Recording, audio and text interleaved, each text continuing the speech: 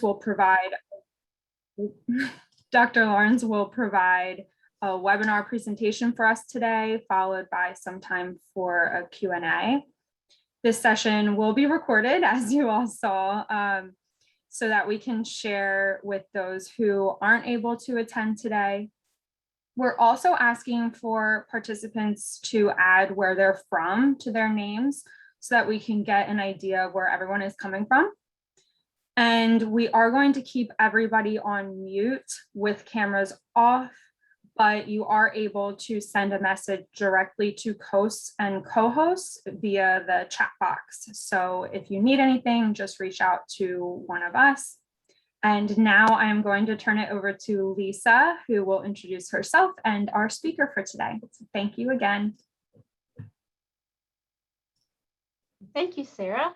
My name is Lisa Mccoy, and I'm a tenured educator with the University of Maryland Extension, Family Consumer Sciences. And I am been with Extension for 8 years now. And I'm really excited to work on this Excite project. So we've been moving along since June, and this is our first webinar that we've had. And we're thrilled that we're going to have a very well-known speaker, renowned speaker, to share with us some information about vaccination. So before we get started and introduce that, I just want to tell you also that I will be the Q&A moderator. And I put that under my listing there. So please, as Dr. Lawrence goes through his presentation, please feel free to type questions in the chat box, and I will be asking those at the end of his presentation. So I'll keep that in mind. So at this time, I'd like to introduce our guest. We have Dr. Matthew Lawrence, and he is a pediatric infectious disease specialist with a primary research interest in vaccine development, and he conducts studies at the Center for Vaccine Development and Global Health at the University of Maryland School of Medicine in Baltimore, and also at international sites at Burkina Faso, Mali, and Malawi. Dr. Lawrence evaluates vaccines and therapeutics that target infectious diseases, including malaria and typhoid fever, and he studies the interaction of HIV and malaria, and also investigates the acquisition of immunity through natural exposure and vaccination. The broad goal of Dr. Lawrence's research is to illuminate the mechanisms of immunity to inform development of vaccines and therapeutics. He is also an investigator for the phase 3 Mrna mRNA 1273 vaccine study and the phase 3 Novovax COVID-19 vaccine trial, both of those at the Center for Vaccine Development at the University School of Medicine. So we'd definitely like to welcome Dr. Lawrence, and I'm going to turn it over to him. Great, thank you so much, Lisa, for that kind introduction and for the opportunity to be with you this afternoon. Let me just share screens here.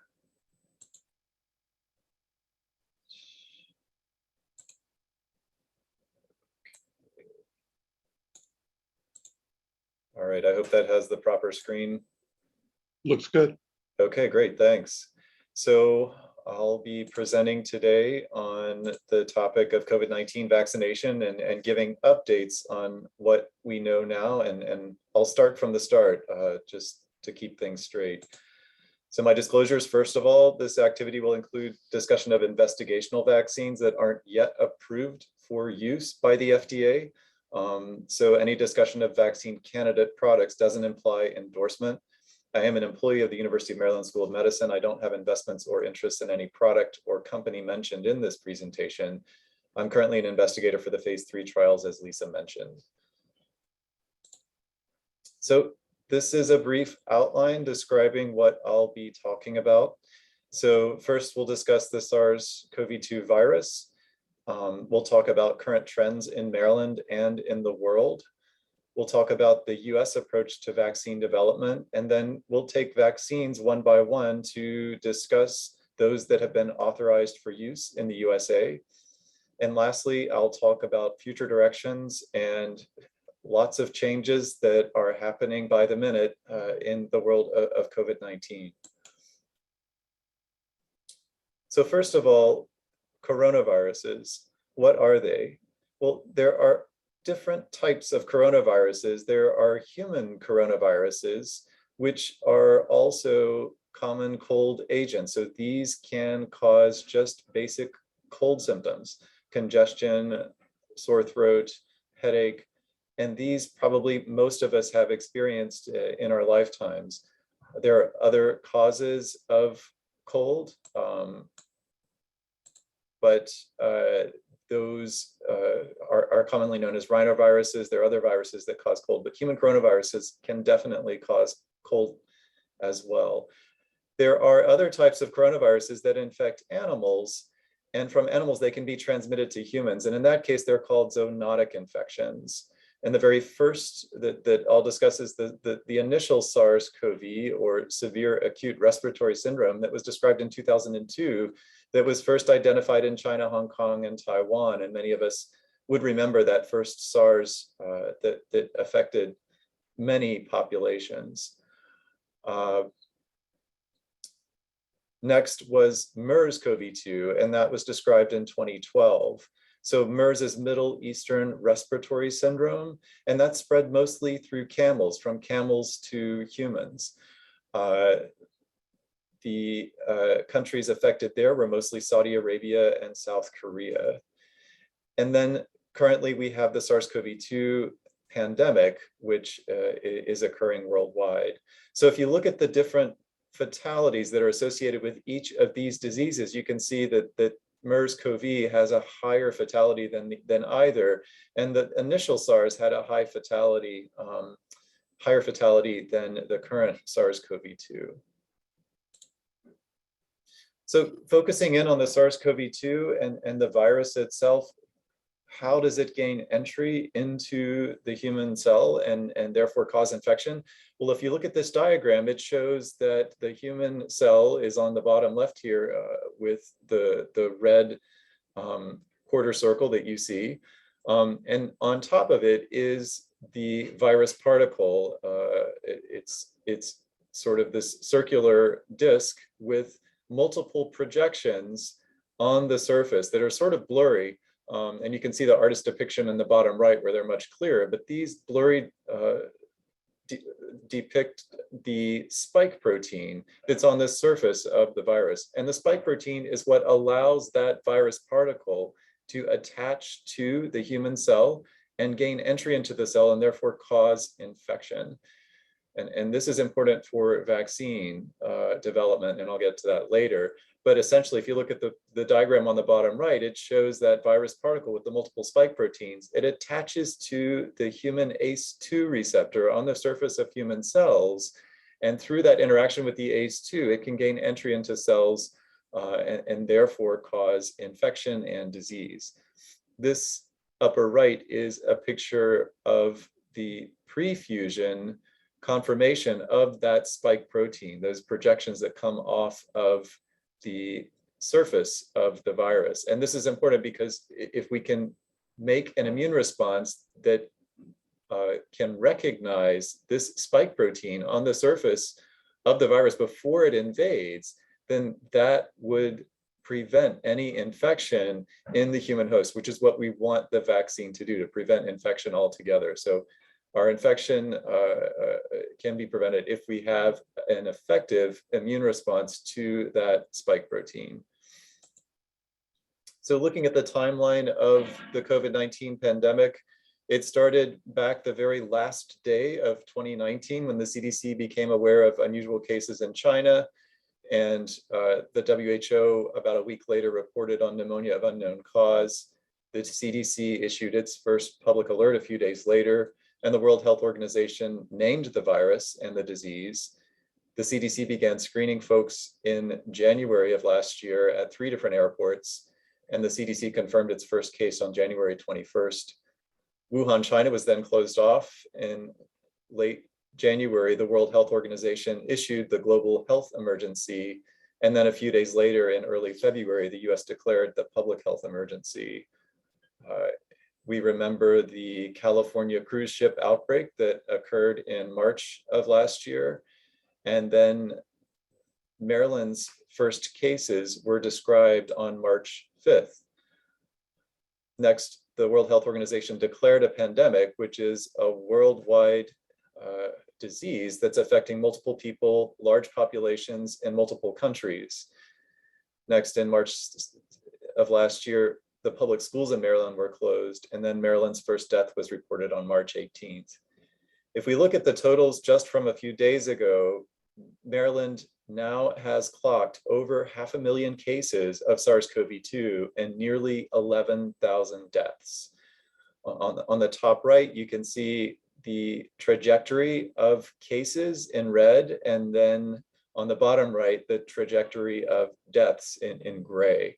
So on the top right, we start in early 2000, and there are a few peaks that you might recognize and remember, notably the summer of last year, but the greatest peak was in the winter of last year, with the highest peak in January, and that's when cases were at an all-time high. Then we saw a rise again early in the spring this past year, and then a drop in the summer, and then a rise that began in July and continued into August and September, and that's mostly due to the Delta variant. The deaths that followed, you can note a pattern that the deaths at the initial part of the pandemic were very high. So there were many deaths because probably we had little knowledge of how to best treat these individuals, and we didn't have effective treatments for them either at the time. The deaths were peaking again, that were due to that peak that occurred last winter as well. So what's the situation of the US compared to the rest of the world? Well, the US has at least documented the most COVID-19 cases worldwide. So over 44 million. The next closest country is India, that has logged in over 34 million cases, and then Brazil at 21 million cases. The UK is next, and then Russia and Turkey. Also note that many countries might not have the same diagnostic capacity that the US has, and numbers of cases in other countries might not accurately reflect exactly the epidemiology on the ground. But if we zero in on the US and look at who is actually getting disease and who's being hospitalized and who's dying from SARS-CoV-2, this is an important point to make, because these populations at highest risk are the ones we want to target when it comes to preventive efforts, any kind of interventions that we can do to lessen the burden of disease in our US population. So if you look at the row of cases and you look at hospitalizations and death, these are separated by age groups, so that the pediatric populations are noted in the first two columns, and the reference group are the young, healthy individuals aged 18 to 29. And then the older groups are in the subsequent columns. So if you look at the number of cases and the risk of being a case by age with reference to the 18 to 29-year-olds, pretty much the entire population is at equal risk of having a symptomatic case of SARS-CoV-2. But if you look at the risk of hospitalization compared to 18 to 29-year-olds, the pediatric populations aren't particularly at increased risk of hospitalization. But the moment you go past that age group of 18 to 29, with each increase in age, there is a subsequent increased risk of hospitalization. So you're 2 times more likely to be hospitalized if you're 30 to 39 compared to if you're 18 to 29. Same for 40 to 49, 4 times the risk for 50 to 64, all the way up to 15 times the risk of hospitalization for 85-plus-year-olds compared to 18 to 29-year-olds. So really increased risk based on age, and it increases with age. The same goes for death. So not a significant increased risk of death in the pediatric population compared to 18 to 29-year-olds. But if you look at each subsequent increase in age, the risk of death increases substantially, even more so than the increased risk of hospitalization, such that those who are 85+ years old have a 570 times risk of dying compared to those who are 18 to 29. So again, this is to help pinpoint age groups that can be targeted for potential interventions. In the next slide, I'll show the risk by race and ethnicity. And again, this is to help us highlight any potential interventions that might be targeted toward any groups in the US who are considered vulnerable and could benefit the most from prevention. So compared to the reference group, which in this case are white non-Hispanic persons, those who are at risk of getting a symptomatic case of SARS-CoV-2 would be American Indian Alaska Natives or non-Hispanics. Those are almost 2 times more likely. And then Hispanics or Latinos, they're about 2 times more likely to be a case compared to whites. If we look at those who are at risk for being hospitalized compared to whites, again, increased risk 3.5%, 3.5 times in American Indian Alaska Natives or Hispanics. Blacks or African Americans, again, almost 3 times more likely, and the same for Hispanic or Latinos. Those who are at risk of dying, again, the same groups, 2.4 times the risk, 2 times the risk for Blacks, and then 2.3 times the risk for Hispanic or Latino persons. So again, this is to help highlight the individuals with the highest risk. And we also need to remember that race and ethnicity are markers for other underlying conditions that can affect health, including things like socioeconomic status, or access to healthcare, and exposure to the virus related to occupation. So this could be frontline, essential, and critical infrastructure workers who might just be more exposed than others. So how do we protect these individuals? How do we ensure that they don't increase their risk of severe outcomes, including hospitalization and death? Well, vaccination is a wonderful way to provide an immune response to a community to prevent subsequent complications of SARS-CoV-2 and also to potentially limit transmission. So this shows the pipeline for development of vaccines. So vaccines are initially started in the lab where a concept is brought in and a vaccine is made. It's first tested in animals, and that's to look at safety and an immune response. And if the animals do well and they show an adequate immune response, then that would generally lead to the very first studies in humans, which would again look at safety and look at immune responses. This would be in a very small number of individuals. It might just be 10 or 20 people, and that would be considered a phase 1 vaccine trial. This is generally conducted in non-vulnerable populations, that is healthy adults. And then if this shows promise, that would be followed by a phase 2 trial. Again, looking at safety and immunity in larger numbers. This could be hundreds of individuals, and this could be directed toward the target population, in the population you actually want to receive vaccine to benefit maximally. If the phase 2 trial shows promise without any issues for safety and the immune response is strong, then you would go to phase 3 trials. The big difference with phase 3 trials is that you're not only looking at safety and immune responses, you want to see how efficacious the vaccine is. How well does it prevent disease or lessen severity of disease? So keep that in mind when we'll talk about the results of the subsequent studies of the SARS-CoV-2 vaccines. So many often ask, how could these vaccines have been developed so quickly? How did that exactly happen? Well, the answer is science, lots of resources, and assuming success before you even actually had the results in hand. So if you look at the very top of the diagram here, this is the traditional paradigm that's showing how long it typically would take for any vaccine product to be developed, which is 15 to 20 years. So again, you would look in the lab first, you would do your preclinical work in animals, and then go to your phase 1, phase 2, and 3 trials, and that would support advancement in the pipeline. At the same time, you would conduct initial manufacturing activities and then scale that up and then go to large scale.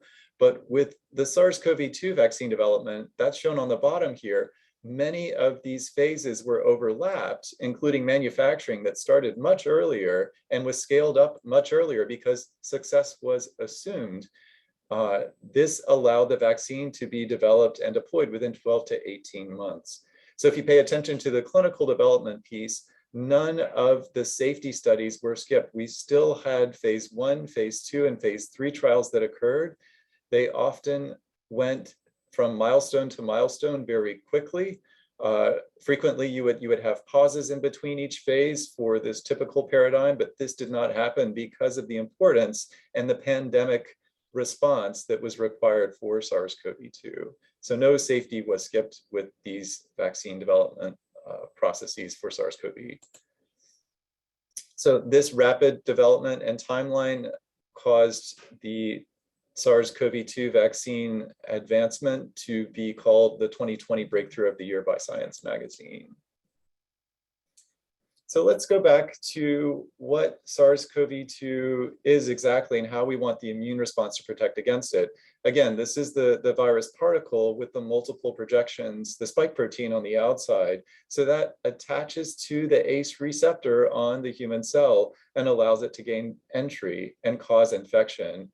And then it can be translated into proteins, that is the viral RNA, and then the virus assembles, and then the cell releases virus. So ideally, we want to prevent that attachment from occurring. And the way we do that is we direct the immune response against this spike protein, which prevents that interaction with the human ACE2 receptor and thus prevents infection of the human cell. Well, it's actually much more complicated than that. And this was something that was investigated and supported by science and supported by the NIH and research and development years before this pandemic started. And just to show you on the right, this crystal structure of the spike protein is the pre-fusion spike protein. After the spike protein attaches to the ACE2 receptor, it actually changes conformation completely and changes into the diagram you see on the right. So that's the post-fusion spike protein. So very different in appearance and very different as far as which immune responses work against it. Ideally, we said we want that immune response to recognize and prevent that fusion from happening. So we want it to recognize the pre-fusion spike.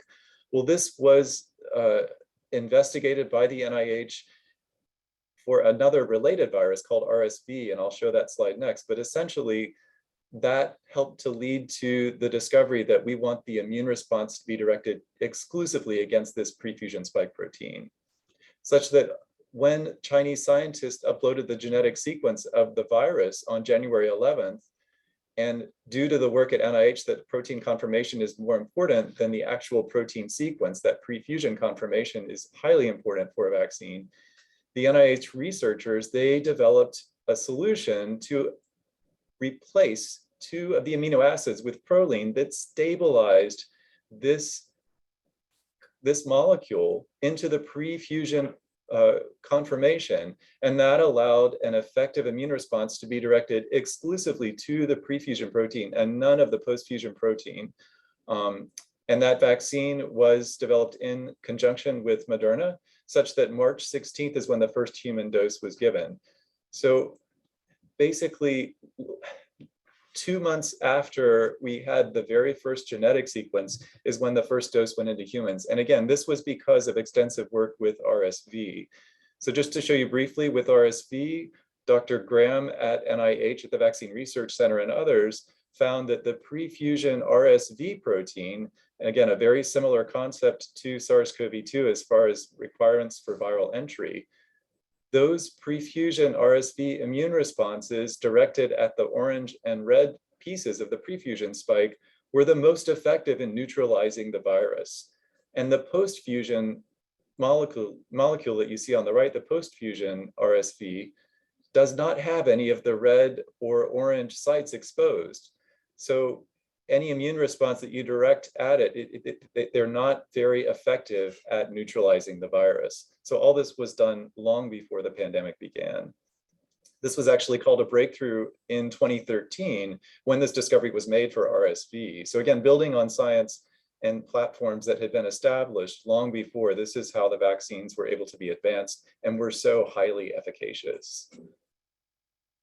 So that's enough history for now. Let's look at some of the products that were developed and how they work. So basically, with the US advancement of SARS-CoV-2 vaccines, there were 6 products that were brought to the forefront. 2 of those were based on an RNA platform, and that's on the left here. All were based on the spike protein, but the 2 mRNA vaccines were made by Moderna and Pfizer. And those basically take the spike protein and they take its genetic material, the messenger RNA that carries the code for making that protein, hides it in a lipid nanoparticle so that you can inject it into cells, and cells will then read off the code and make the protein and stimulate the immune system. We also have viral vector vaccines, and one is made by Janssen or Johnson & Johnson, another is made by AstraZeneca that's not available in the US, but it definitely was helped by the US program. A third type would be the protein vaccines, and those are taking recombinant spike and adding them to what's called an adjuvant, something that boosts the immune response. And one is made by Novovax, which is based here in Maryland, and another is made by Sanofi and GlaxoSmithKline. Other vaccines have used these platforms as well, but these platforms were repurposed for SARS-CoV-2. So again, the mRNA vaccines work by using that spike protein and the mRNA messenger that carries the code for the spike protein. It's injected and then taken into cells, and the mRNA is released and then translated into protein. That protein goes to the surface. At the surface, it stimulates an immune response with T and B cells. The B cells stimulate neutralizing antibodies, and the T cells can help to eliminate virus directly. And then we have memory B and T cells that help to recall the immune response should the virus be encountered in the future. So this is the basis of mRNA vaccines. And this is just an example of one of the mRNA vaccines. They both work very similarly and are highly efficacious. This is showing the Pfizer vaccine and the initial vaccine efficacy for the Pfizer vaccine. So they're approximately 95% against any symptomatic infection in the months following the 2-dose series. So this is what was published in some of the initial clinical trials. And then if you look at real world efficacy of the Pfizer-BioNTech mRNA vaccine, what we've seen is that pooled vaccine efficacy from multiple countries around the world show a very high efficacy, which is consistent with what was seen in the initial clinical trial. So pooled vaccine efficacy of about 92%. This was presented at the CDC.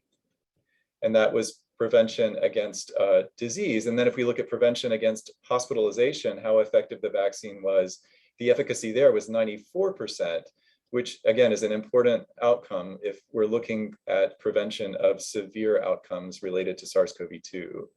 And if we look at pooled vaccine efficacy against death, it would look very similar to this diagram here.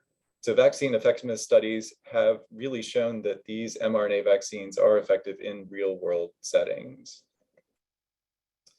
There are some safety concerns that are being closely watched right now. And again, this is from the CDC, and they are reviewing this constantly, but there does appear to be an increased risk for myocarditis, which is inflammation of the surrounding membrane of the heart, that occurs in the week after vaccination with the Pfizer vaccine product. And so the rate in the community is about 48 per 1 million person years, but in those vaccinated, they have an increased rate. And the highest risk would be persons aged 18 to 39, and most of these are happening after dose 2. So most of the cases that have occurred resolve on their own. They don't require hospitalization. And so if it is associated with vaccination, it appears to be a minor case of myocarditis compared to very severe cases. But again, this is still being investigated and it's taken very seriously. But overall, the risk-benefit ratio weighs in favor of vaccination and its ability to prevent the large death and morbidity that's associated with SARS-CoV-2 infection. So if we look at the 2 mRNA vaccine products here and we compare Pfizer and Moderna, these are the very first initial phase 3 vaccine trials. that tested 2 doses. It was 21 days apart for Pfizer and 28 days apart for Moderna, looking at their ability to prevent against symptomatic COVID-19 illness, and they were about 94 to 95% efficacious. You can get the local pain and other systemic symptoms following these doses. Many of you in the audience have likely had these vaccines. I've had the mRNA vaccine. I have experienced it as well, but you can get headache and fatigue and fever and chills, and most of these side effects do resolve after about 36 hours.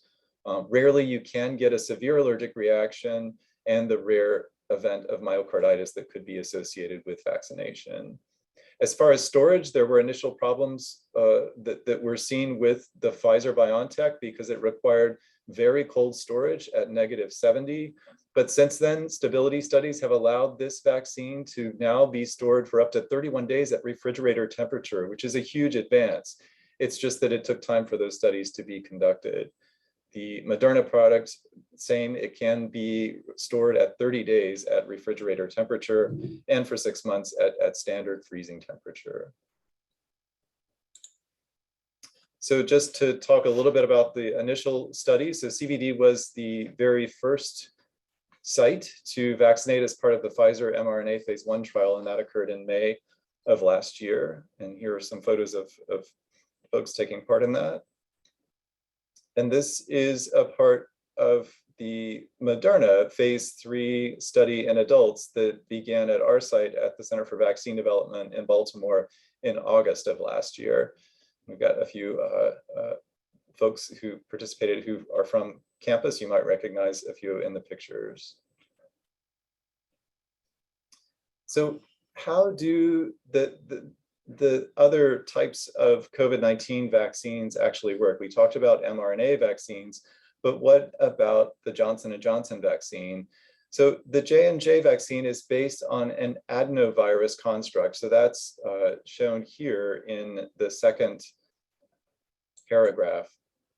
So these adenovirus vectors, they're basically viruses that don't cause disease in humans, but you can actually inject them and they're live. They don't replicate, but they can carry a piece of the spike protein. Again, the message that could allow that protein to be made in the cell into which it's injected. So that is injected, again, the protein is made and the immune response is generated. The protein subunit is the third type of vaccine that I mentioned, and that's when you take recombinant spike protein, you add adjuvants to it, in this case, the M protein, in the case of Novovax, and you inject that, the immune response recognizes it and mounts a response accordingly. So those are the two remaining types of vaccines that I'll discuss.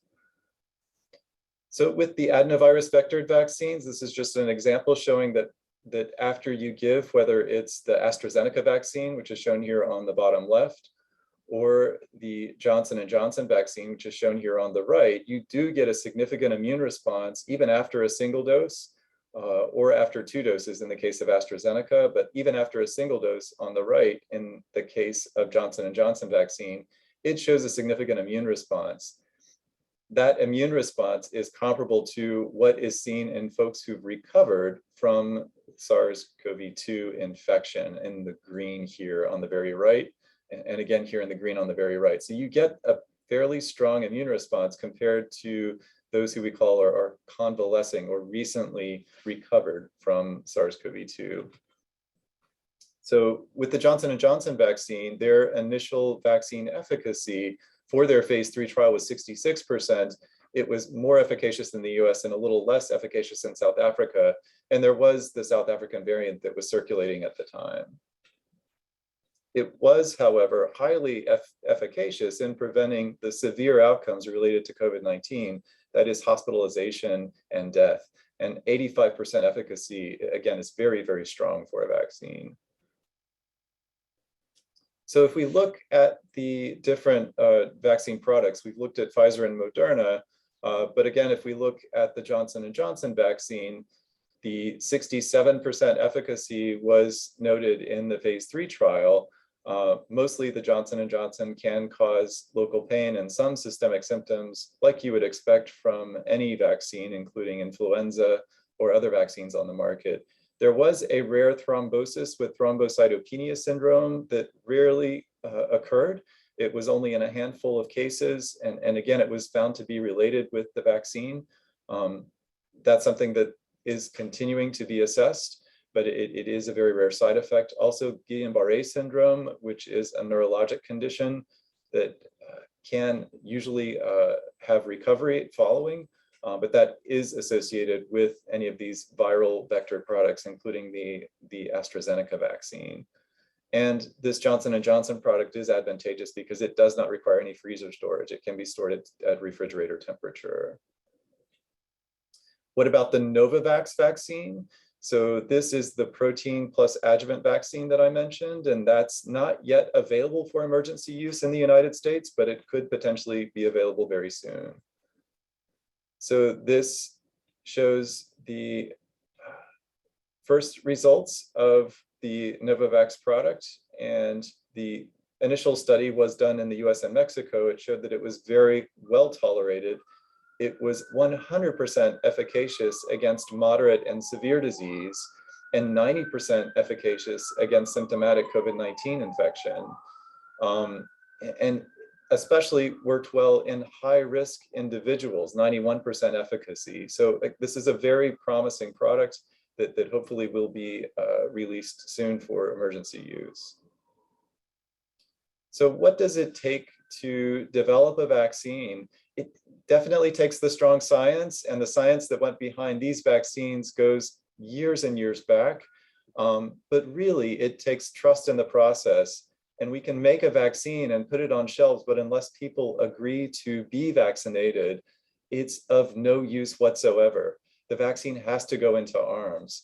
And this long process, we hope, is transparent to the public and provides confidence that everything is being done to document safety, to alert of any potential side effect, of any potential risk of vaccination, and that would increase confidence and allow others to want to be vaccinated.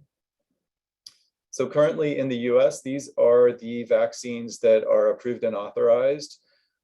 This might be changing in the coming weeks and months as far as how many doses are given.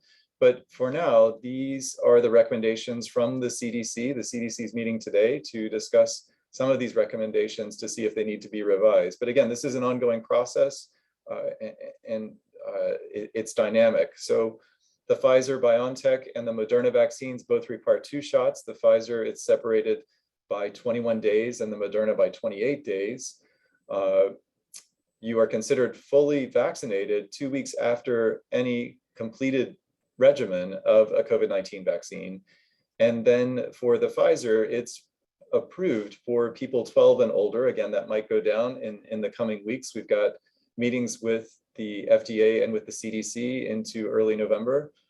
Moderna is approved for down to 18 years of age, and the same for Johnson & Johnson, down to 18 years of age. The one-shot Johnson & Johnson might change very soon, but for now, it's at 1 shot. So looking at what is in the news and what is being recommended for booster doses, just to show you a bit behind the scenes of what was going on. And this is not a secret, this is available on the CDC website, but looking at the Pfizer vaccine and what they did to individuals who, after they had received the first 2 doses and then agreed to receive a booster dose.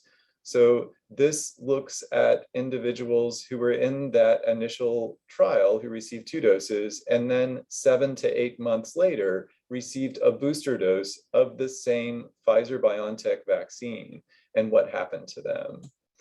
So what you notice is that on the left, we have individuals in this study who were 18 to 55 versus 65 to 85.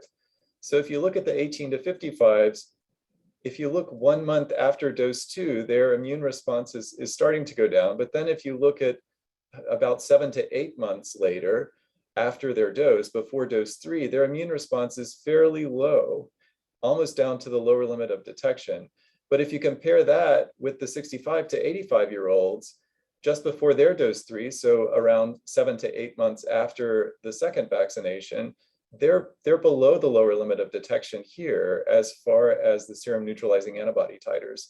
So it's based on this low immune response, and then they were given a booster, again, the same dose of the Pfizer-BioNTech vaccine, and they had very high immune responses, whether it was the 18 to 55 or the 65 to 85-year-olds. So even above the response that was received after dose 2. So their responses exceeded dose 2 after they received a third booster dose of vaccine. And it didn't matter if they were 18 to 55 or 65 to 85, they responded very, very well. What about side effects after receiving that third dose? Well, they were very similar for dose 3, which is on the bottom row here, compared to dose 2. So it's again, very, very similar response profile, with fatigue being one of the more common side effects, and headache and chills also present, but really not different between doses 2 and 3.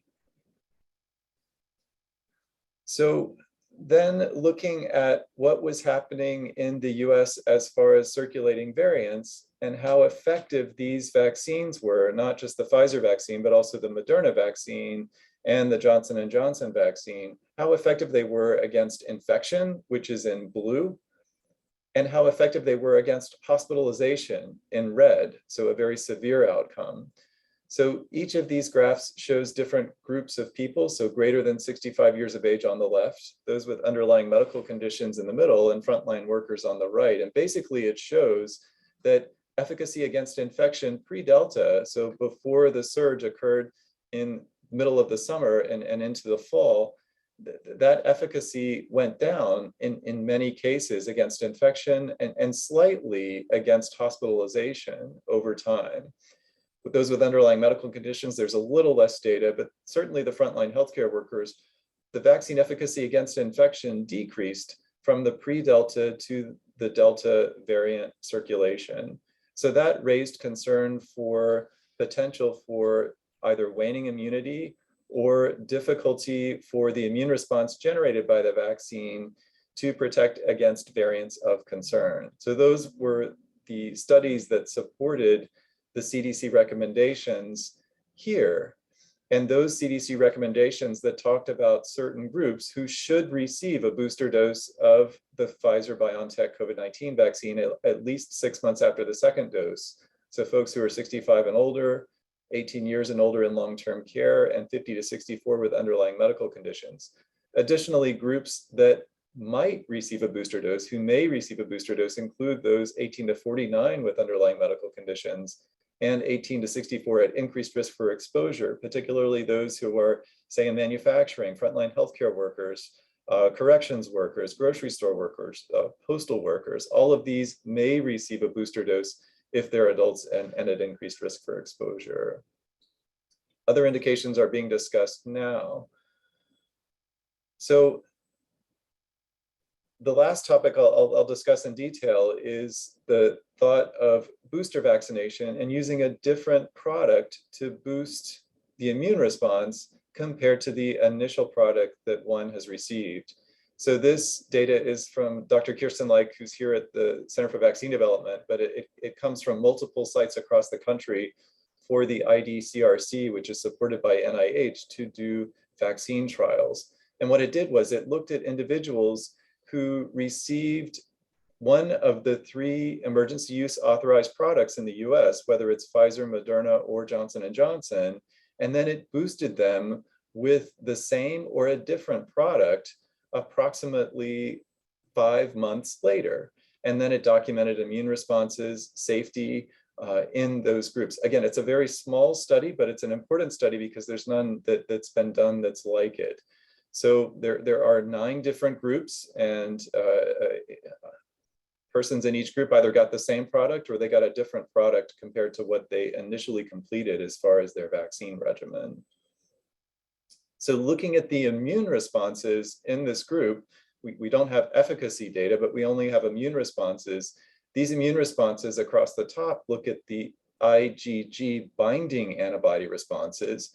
And on the bottom, we're looking at neutralizing antibody titer responses. So if we look at the IgG binding responses, The blue boxes, so the middle boxes, represent 15 days after that booster vaccination. So the middle is what I want you to focus on here. But if you look, those who were boosted with the Mrna vaccine, which is this first block A, it doesn't really matter if they started with the Johnson & Johnson product, if they started with the Mrna product, or if they started with the Pfizer product. If they were boosted with Mrna product, they reached a pretty high IgG level. The same is true for neutralizing antibody after that boost. They achieved a pretty high level post-boost. If you look at those who were boosted with the Johnson & Johnson product here in the center, those who started off with the initial regimen of Johnson & Johnson and then were boosted, the level that they achieved after vaccination with the boost didn't seem to be as high as if they had started out with one of the mRNA products. So if you got Johnson & Johnson once and then you got another boost, you didn't seem to get as much of an IgG response or as much of a neutralizing antibody response as you would have had you received initially an mRNA vaccine, either Mrna or Pfizer. Same for neutralizing antibody down here. But the results for Pfizer are essentially the same. It didn't really matter what you started out with. The Pfizer-BioNTech vaccine boost did provide a strong antibody response in terms of IgG as well as neutralizing antibody titer. So that's the basis for probably what we heard yesterday, which was from the FDA saying that they would permit mix and match boosting of any product. We'll wait to hear what the CDC says about that definitively. So last but not least, I want to just share this diagram, which is available on the CDC website. You can actually manipulate it and you can look at your specific age category and determine the risk. But essentially, this shows the risk of being a case of COVID-19 in persons who are unvaccinated in black versus those who've been vaccinated with any of the 3 emergency use authorized products in the colors here. So there is essentially a 6 times increase in the risk of testing positive for COVID-19 for those who are unvaccinated. And this includes the period of Delta, which occurred in the late summer into fall. What's even more astounding is the 11.3 increased risk of dying in those who are unvaccinated versus those who are vaccinated. And if you look, it doesn't really matter what product you got. You could have gotten the Johnson & Johnson product, the Pfizer, or the Mrna.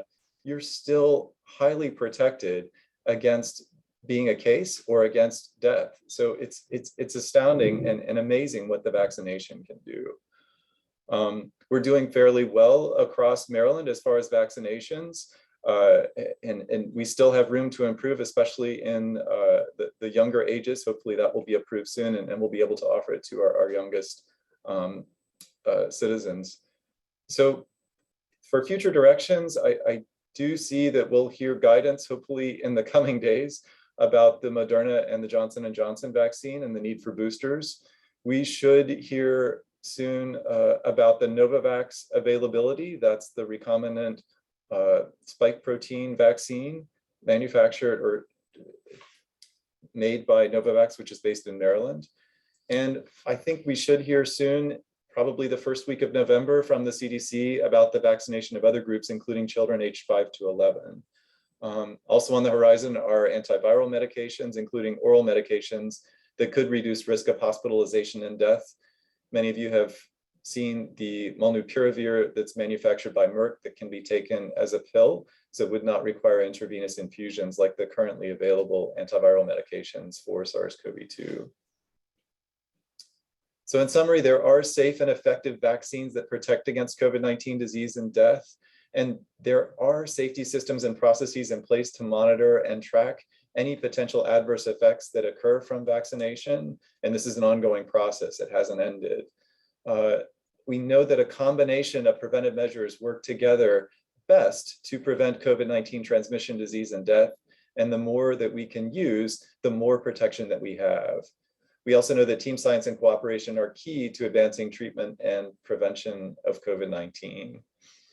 So we do have ongoing trials here at the Center for Vaccine Development, and you're welcome to come to our website and volunteer for a study or send others, friends and family members who might be eligible, including pediatrics.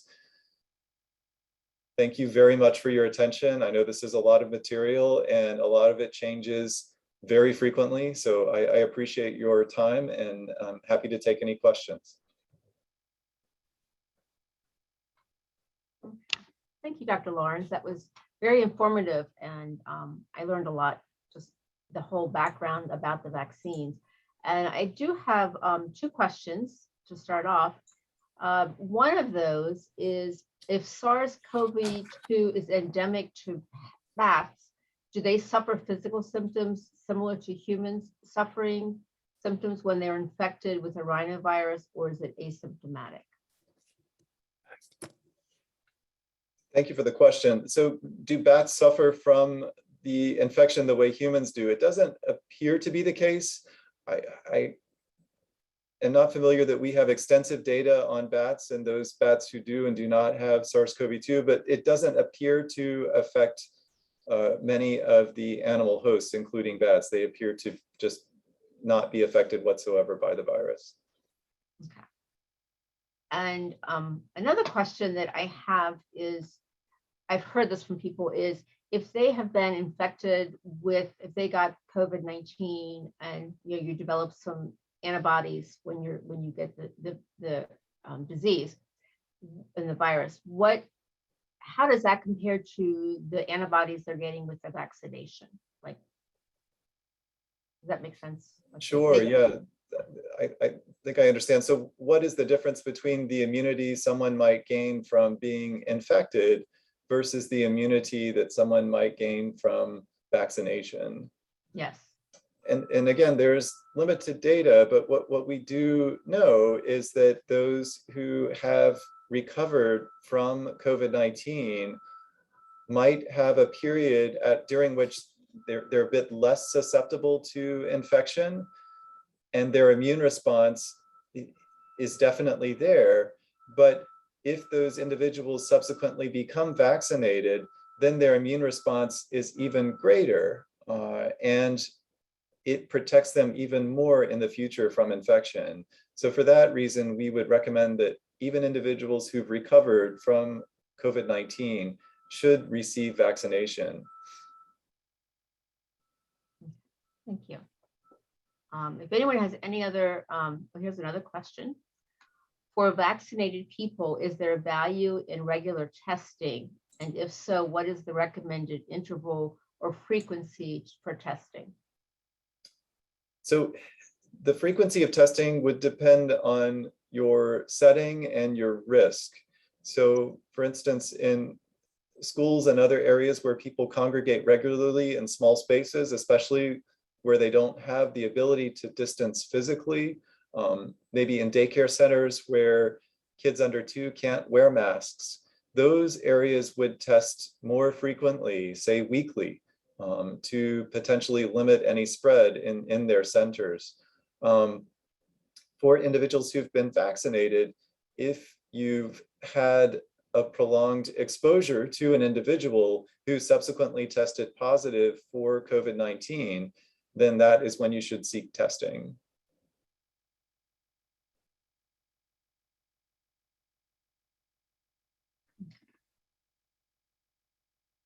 Another question we have, are the booster studies now looking at key markers beyond 29 days? And are they using a larger sample size? Sure. So the booster study that I mentioned is only in a limited number of individuals. Certainly the large phase 3 trials of the mRNA vaccines are beginning to give boosters. We're starting to give boosters now for the Mrna vaccine trial, and we've given boosters to the Pfizer participants in the phase 1 trial, and we have plans to do that for the Novovax participants as well. So this will be tracked in thousands of individuals, and yes, it will be tracked in the long term.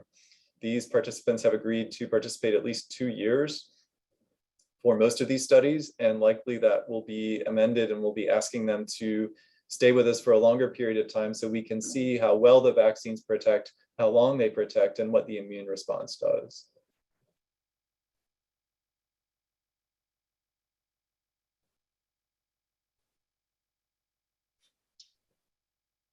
If you have any other questions, just type them in the chat box and I will ask them for you. I guess I will have one question that I think some people are thinking about now with flu shots is, with flu shots, we get a flu shot every year. Is this something that you would anticipate with the COVID vaccines to get booster shots, or just explain how those two viruses are different, perhaps? Sure. So it's really something that is speculative at this point. Yes, we do get a flu booster every year, and that's mostly because of the changing nature and the genetic variation in the flu virus and the viruses that are circulating in our hemisphere during flu season. With SARS-CoV-2, it's hard to predict what the variants might look like in the future and how well the vaccine that we currently have will be able to protect against future outbreaks. It appears that with this booster dose, there is a very solid response to that dose. We know that with many vaccines on the market, for instance, hepatitis B, and with human papillomavirus for those over 18, those require 3 doses. So there are some vaccines out there that are fine with just 3 doses. So there's reason to think that maybe 3 doses is enough. But again, to be seen, and we'll follow up with that for sure in ongoing studies. Okay. Another question is, do you have any information on the Sinopharm vaccine? The Sinopharm vaccine is one that I'm not as familiar with. I know there are multiple vaccine products that are out there and that are being used in other countries. I'm sure is data on there, but I wasn't prepared to answer questions on that specific product today. Okay. Well, before everyone leaves, I would like to ask you to click on a survey that we have. If you could just pick a few moments, it's there in the chat, and Mrna can maybe put it up one more time. Just to click on that Qualtrics survey, and just will take you to that. It should not take more than a few minutes to do that. But we greatly appreciate Dr. Lawrence for being here today to share with us. And I think we all have learned a little bit more than we did before about the COVID-19, and a lot more as well. So it is an evolving situation, and we understand that we're going to hear more things in the news in the weeks to come. And just at least we kind of know the basics now behind the development of the vaccine, and can be a little bit more knowledgeable about that. Thanks so much for having me. Okay, thank you. And thank you, everyone. And we will be hosting another webinar, and we will be sending that information out to you when we have our next Excite webinar.